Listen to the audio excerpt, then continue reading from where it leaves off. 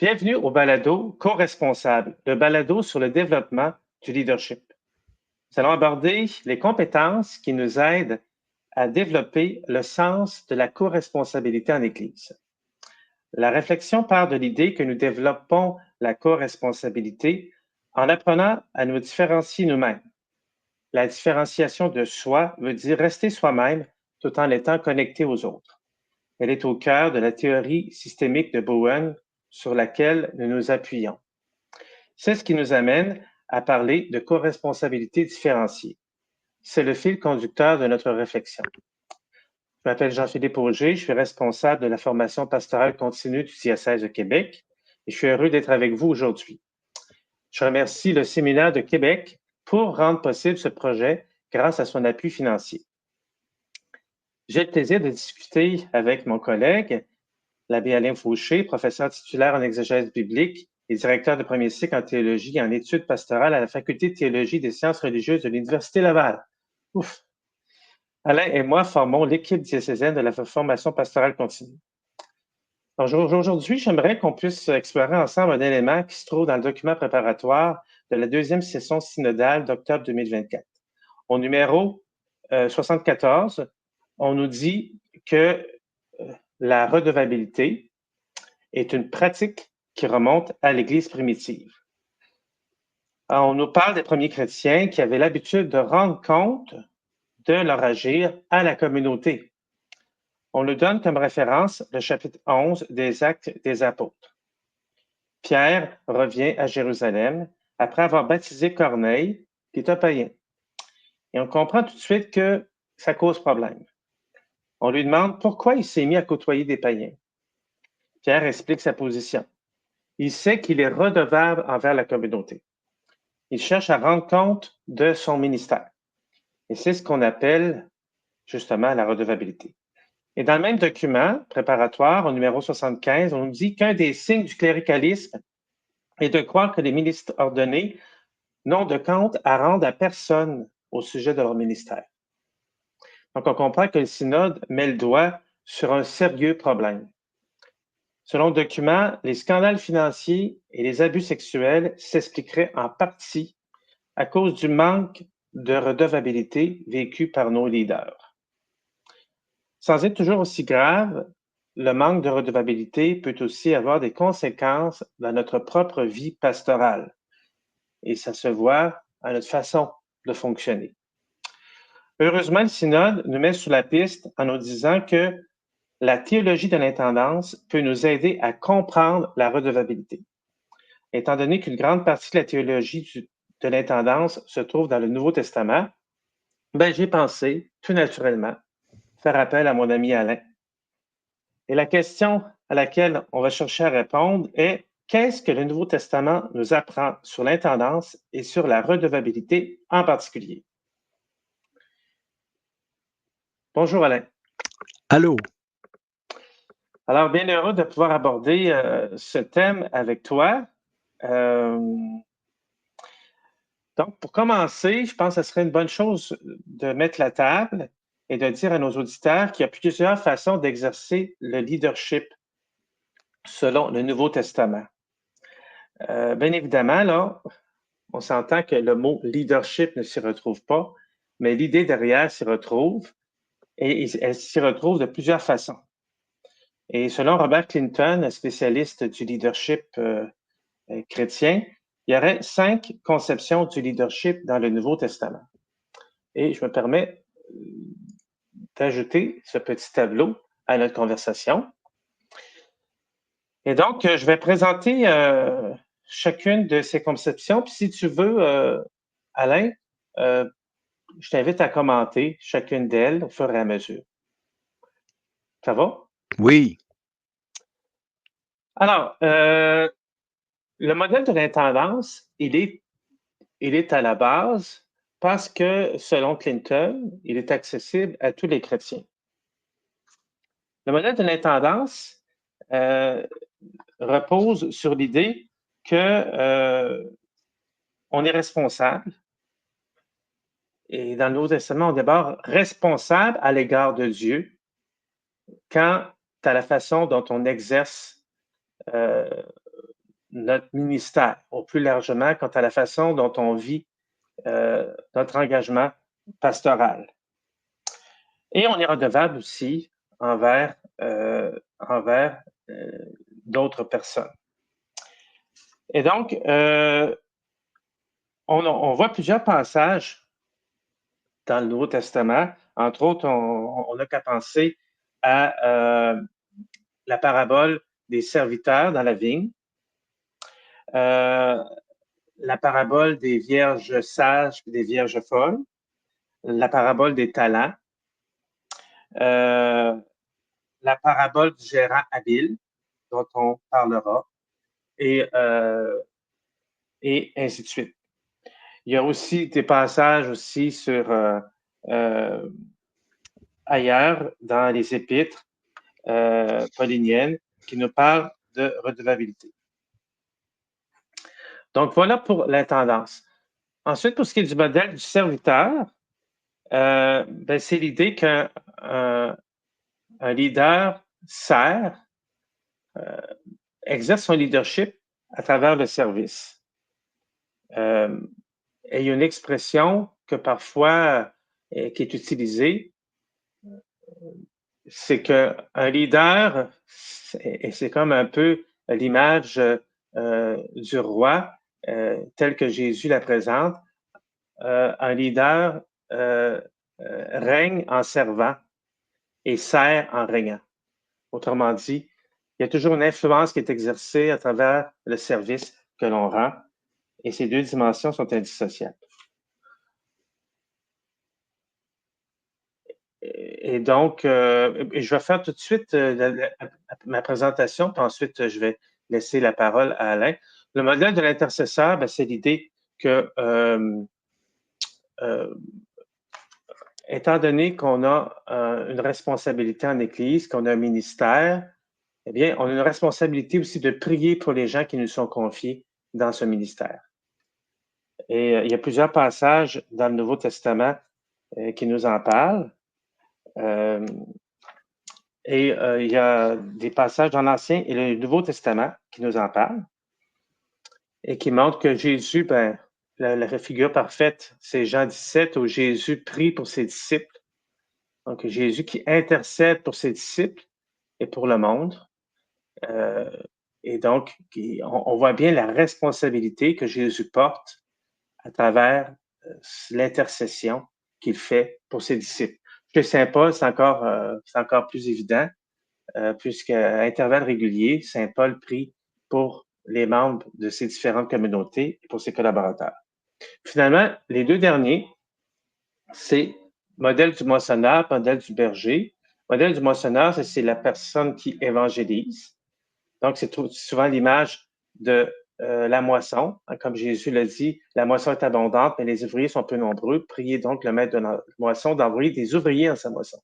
Donc, c'est l'idée là, de l'ouvrier apostolique, celui qui annonce l'Évangile. Et finalement, arrive le modèle du berger qui fait référence à celui qui, ou celui ou celle qui agit comme un berger pour le troupeau, pour le peuple de Dieu, et qui prend soin des brebis. Donc, l'idée aussi de prendre soin de la santé et de la croissance des brebis.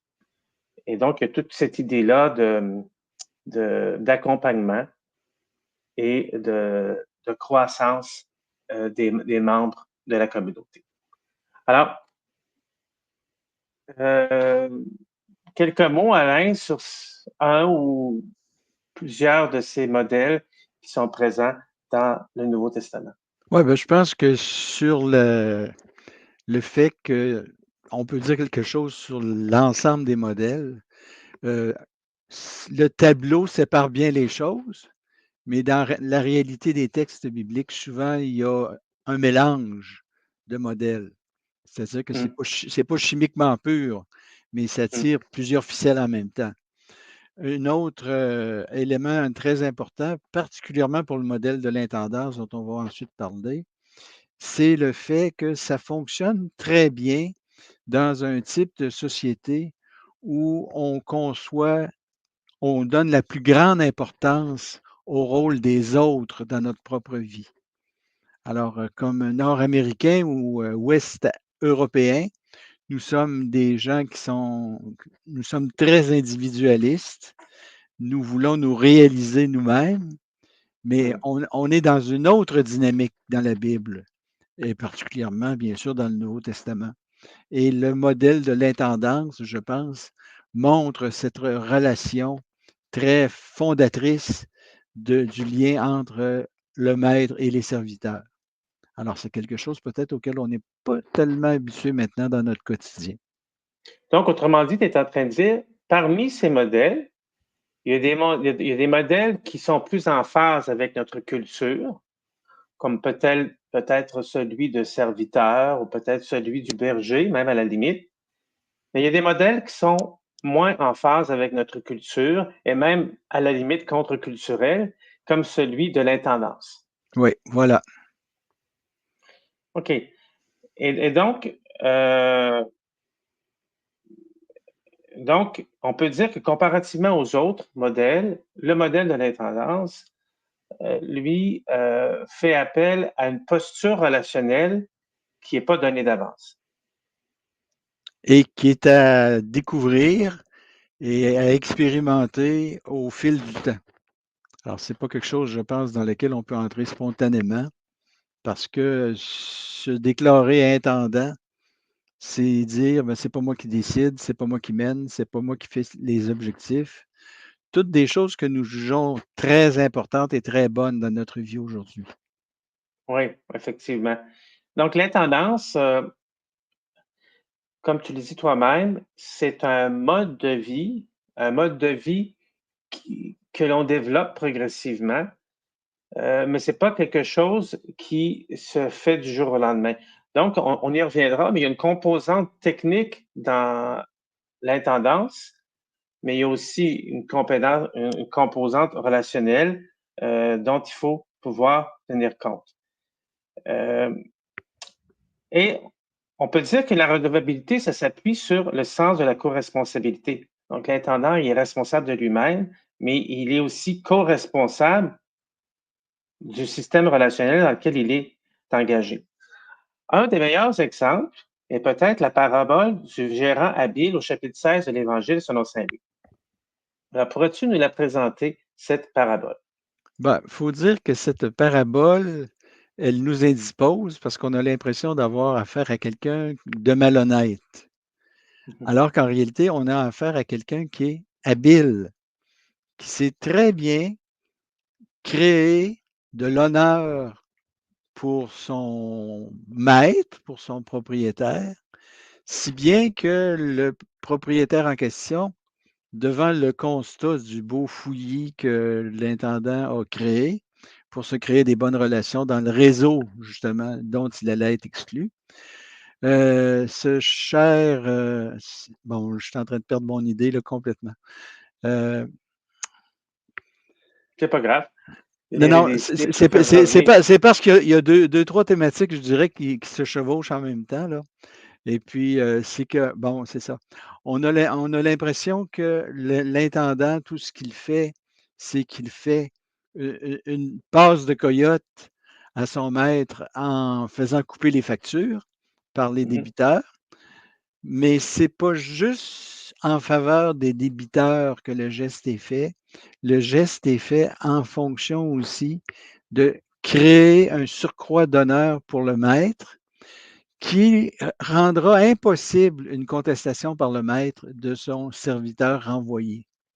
Autrement dit, le maître, devant le concert de louanges créé par son intendant, ne pourra pas se retourner plus tard contre l'intendant qui sera parti vers d'autres cieux, vers un autre employeur. Oui. Alors, c'est pas dit clairement comme ça, mais l'arrière-fond relationnel du Nouveau Testament, toujours axé sur la relation avec l'autre et l'importance de l'autre comme critère de décision. Je pense que ça nous permet de voir que vraiment, on a affaire à un individu exceptionnellement doué qui a vraiment compris comment le système non dit des relations en ce temps-là fonctionnait. L'important, c'était de créer de l'honneur, c'était de gérer la réputation, c'était de montrer qu'une personne est compétente dans ce qu'elle a à faire. Et voilà que le maître passe pour quelqu'un de très gentil et très compétent, alors qu'il n'a rien fait, qu'il n'a même pas été consulté par son intendant. Oui, effectivement. On voit bien que le gérant est habile à quelque part. Et, et son habileté, tu la vois où? Ben, je la vois justement dans le fait qu'il rend inéluctable pour le maître d'être de bonne humeur. Le maître, en constatant le gâchis que l'intendant est en train de créer, ne pourra pas être contre parce que c'est lui le maître qui va avoir la bonne réputation dans le public. C'est lui qui va avoir, à cause de son intendant dit malhonnête, qui va avoir une réputation de ah, ce gars-là, il nous comprend, il a coupé de moitié ma facture, puis c'est extraordinaire, puis quel être supérieur, puis ben, le pauvre maître, il va être obligé d'accepter ça, puis de ravaler, puis d'avaler de travers. Effectivement. Alors, autrement dit, le maître, il y a une conversion qui s'opère chez lui parce que il comprend que oui, il comprend qu'il a peut-être fait une perte sur le plan monétaire, mais qu'il a fait un gain sur le plan relationnel. Ouais. Puis remarquez que tout ça, c'est pas dit clairement comme ça dans la parabole. Quand on connaît un peu l'univers relationnel du Nouveau Testament, on se dit, ah oui, il ne faut pas oublier cette composante-là. Ça permet de comprendre finalement comment ça se fait que c'était acceptable pour Jésus de raconter une histoire comme ça. Parce que dans notre éthique du travail, dans notre éthique des finances, c'est quelque chose qui n'a pas de bon sens. C'est de la falsification de documents, là. Ouais, C'est effectivement. Donc, c'est pas moral. oui, c'est ça. Dans une éthique individualiste, euh, où justement on met l'accent beaucoup sur les devoirs, ben, bon, on s'entend qu'il y a des choses qui manquent, mais dans une éthique un peu plus relationnelle, on voit bien qu'il y a un autre élément dont il faut tenir compte. C'est pour ça que le gérant, lui, il fait appel à des compétences. Dirais-tu qu'il fait appel à des compétences techniques, qu'il fait appel à des compétences relationnelles? Qu'en penses-tu? Ben, moi, j'en pense qu'il fait appel aux deux. Je Mhm. pense que c'est très technique sa solution, mais c'est fondé sur le relationnel qu'il maîtrise très bien. OK, donc, on voit bien qu'il y a une procédure que lui-même va suivre pour chacun des clients de son maître. Donc, il y a une façon de faire. Il y a une façon de faire pour rendre compte euh, de notre agir. Alors, à ce moment-là, il n'y a pas de choix de rendre compte, là. On s'entend. Euh, mais aussi, il y a une façon d'être pour pouvoir rendre compte de son agir face à l'autre. Donc, ces deux dimensions-là font partie de l'exercice de la redevabilité. C'est ce que je comprends. Ouais. Alors, pourrais-tu nous parler un petit peu de redevable? Qu'est-ce que c'est? Qu'est-ce que ça veut dire? Ben, on l'a évoqué tout à l'heure, mais c'est le fait de rendre compte à l'autre euh, dans un contexte où on se sent lié à une personne ou à un ensemble de personnes, à un système relationnel. Donc, on se sent co-responsable de la destinée d'un groupe et ce faisant, ben, on se sait responsable de rendre compte de notre agir. C'est un petit peu ça qu'on peut, comme ça qu'on peut définir la redevabilité. Donc, voilà. Pour ça, on va aller un petit peu plus loin avant de finir, parce qu'à un moment donné, tout ça, c'est bien beau, là. Mais dans les faits, comment ça atterrit? Toi-même, Alain, en tant que professeur et directeur de programme, ben, j'imagine que la redevabilité, ça fait partie de ta vie de tous les jours. Pourrais-tu me donner des exemples de la manière dont c'est vécu à l'université? Oui, écoute, il y a beaucoup de gens qui pensent qu'à l'université, il y a un boss qui va nous dire qu'est-ce qu'on doit faire et puis que on le fait. C'est vraiment pas ça. À l'université, on fonctionne sur la collégialité des enseignants. Et Hmm. pour être très précis, très technique, mais très clair, les professeurs d'université ont un contrat de travail annuel. C'est-à-dire qu'on n'est pas jugé sur est-ce qu'on est assis sur notre chaise 35 heures par semaine. on est jugé sur est-ce que la charge de travail que nous avons acceptée et que nous avons votée entre collègues, professeurs de théologie dans notre cas, est-ce Mhm. qu'elle a été respectée par tel et tel et tel et tel professeur? Alors, on est vraiment redevable une fois par année de faire un bilan de ce qui était notre charge de travail pour l'année et de ce qu'on a accompli. Et c'est facile à résumer. Ce qu'on a accompli souvent, c'est on n'a pas fait tout à fait ce qu'on devait tout faire, mais il y a eu d'autres choses qui sont arrivées, qui se sont ajoutées et qu'on a assumées.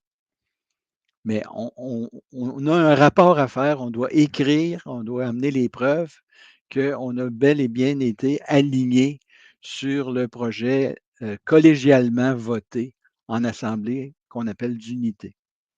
Donc, c'est important ce que tu dis là. Collégialement, on s'est entendu sur une vision, sur des objectifs. Hein? Oui, Et l'idée, c'est comment tout ce corps-là, hein, derrière la collégialité, il y a souvent l'image du corps qui est utilisée, comment le corps, avec les différents ligaments, fait en sorte que les différentes parties du corps soient coordonnées les unes aux autres.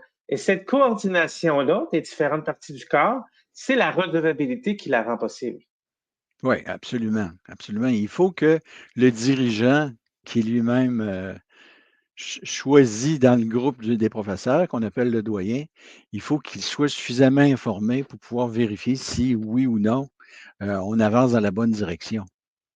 Voilà. Et pour reprendre l'image paulinienne, surtout dans Éphésiens, on voit bien que cette idée-là du corps, liée dans ses différents membres, euh, elle prend tout son sens dans cette perspective de croissance. Donc, si on veut que le corps grandisse, tous les membres doivent être coordonnés les uns aux autres, agencés les uns aux autres pour l'édification du corps. Donc, si on est redevable, c'est pas pour qu'on soit pris en défaut. Si quelqu'un est redevable par rapport à nous, c'est pas pour qu'on le prenne en défaut. Ben, c'est sûr que si on joue la game juste en termes punitifs, on va créer un climat absolument explosif, toxique et impossible à diriger de toute façon parce que ça va être contre-productif. Là, Voilà. je pense que c'est des notions élémentaires de gestion de personnel, ça. Ouais. Mais des fois, ça nous manque en Église. Parce qu'il y a peut-être une certaine époque où on a vécu la redevabilité, mais de manière moralisante. Autrement dit, on donnait des ordres, puis on s'attendait à ce que ces ordres-là soient respectés dans une certaine culture ecclésiale naguère jadis. Mais aujourd'hui, on n'est plus là. Donc, à quelque part, comment pourrait-on vivre ça en Église, cet idéal de la redevabilité selon toi? Ben, il faut qu'en amont, les décisions se prennent de manière collégiale. Il faut qu'il y ait une teinte de Mhm, collégialité parce que sans ça, tu ne peux pas justifier de demander des comptes dans une ambiance de redevabilité si les gens ne sont pas partie prenante de la décision. oui, autrement dit, si chacun travaille seul dans son silo, on s'entend que c'est pas possible la redevabilité. Donc, Ben, chacun c'est prend même ses... pas nécessaire. C'est même pas nécessaire. Mais voilà. Alors, on se plaint souvent qu'on travaille en silo, mais ça, c'est parce que justement, on travaille pas de manière collégiale, on n'est pas solidaire dans ce qu'on fait, puis chacun travaille de son côté de manière individualiste, et là, à ce moment-là, il n'y a plus de redevabilité qui est nécessaire. Alors, en fait, je pense que ce que le synode est en train de discuter, c'est quelque chose qui est presque révolutionnaire. Mhm, Parce que on va se connecter avec les traditions anciennes. C'est pas une nouveauté, c'est pas une invention, c'est pas quelque chose de neuf, mais c'est mhm. quelque chose qu'on n'a peut-être pas systématiquement appliqué dans le vécu de l'Église. Et j'ai l'impression que pour se tenir en place, le système ecclésial exigeait quasiment qu'il y ait des gens qui aient un rôle presque monarchique, on pourrait dire, qui règnent sur une partie du territoire ou qui règnent sur le presbytère et qui sont un peu comme des rois et maîtres, là. Alors, Mhm. c'est sûr que là, on est avec la redevabilité à cause de la co-responsabilité, on est dans une autre ambiance et on est dans un autre système. Et Voilà. je pense que ça va prendre plusieurs années pour mettre en place un tel système. C'est pas quelque chose qu'on va pouvoir faire en 6 mois. Oui, parce qu'on comprend bien que derrière les différents modèles dont j'ai parlé, il y a des valeurs. Et derrière le modèle de l'intendance, il y a des valeurs. Et qui dit changement de valeur, dit changement de culture au sein d'une organisation. Alors, c'est exactement ce qu'on est en train de vivre. On est en train de vivre un changement de culture ecclésiale où il y a des valeurs qu'on est appelé à redécouvrir et à intérioriser, dont celle de l'intendance et de la redevabilité. Alors, c'est un gros programme que tu nous traces là. Je pense que les gens qui auront appliqué ça auront à être redevables justement de leur implantation. Mais en même temps, ben, je pense que pour l'avenir de l'Église, c'est absolument essentiel. Mhm, mhm. Ben, écoute, Alain, merci beaucoup. C'est déjà ce qui m'a fait à notre échange. Notre question de départ était qu'est-ce que le Nouveau Testament nous apprend sur l'intendance et sur la redevabilité en particulier? Donc, à partir des échanges qu'on a eus, ben, je comprends que l'intendance, c'est un autre mot que la Bible utilise pour parler de responsabilité. Un intendant, c'est une personne responsable de la gérance des biens qui lui ont été confiés. Puis on comprend que le bien le plus précieux de l'intendant, ben, c'est la confiance qui lui est manifestée, puis avec elle, le système relationnel dont il hérite. Donc, l'intendant est engagé dans un tissu de relations qui fait évoluer au fil du temps en faisant preuve de redevabilité. Et la parabole du gérant habile en est un exemple, mais il y en a d'autres. On aurait pu aussi parler de la parabole des talents où la question des charismes est essentielle. Le Nouveau Testament fourmille d'exemples qui nous parlent de redevabilité. Alors, si vous avez aimé le balado, abonnez-vous sur notre chaîne YouTube. Si vous êtes du diocèse de Québec, vous pouvez vous abonner à la communauté d'apprentissage sur laquelle il y a des contenus supplémentaires et des partages en direct. En votre nom, je voudrais remercier Alain pour sa réflexion. Merci d'avoir pris le temps de nous écouter. Restez branchés sur notre chaîne pour avoir accès aux prochains épisodes. À la prochaine. Au plaisir.